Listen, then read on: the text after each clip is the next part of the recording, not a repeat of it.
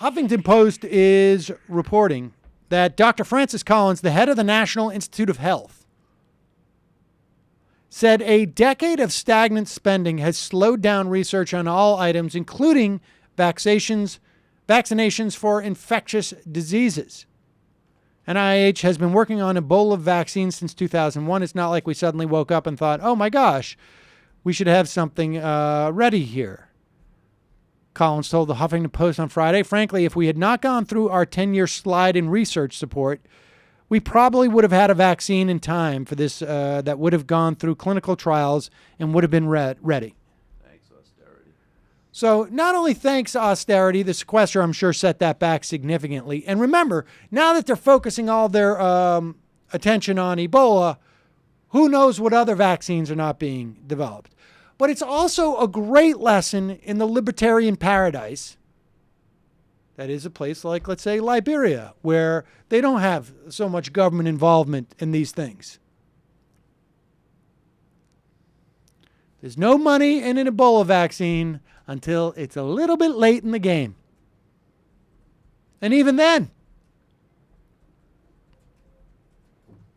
just one more function of a competent government.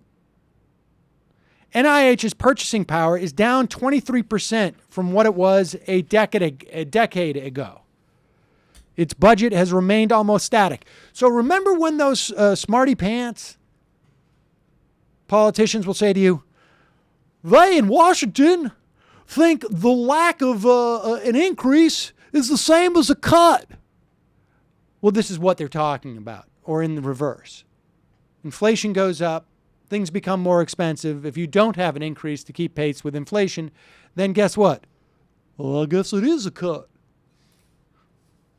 In fiscal year 2004, the agency's budget was $28.03 billion. In 2013, it was $29.3 billion. Barely a change even before adjusting for inflation.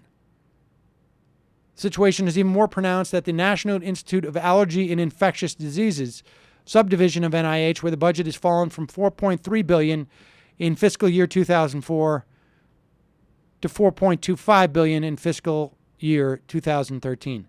And you know what? I'm going to take a little guess. There's more infectious diseases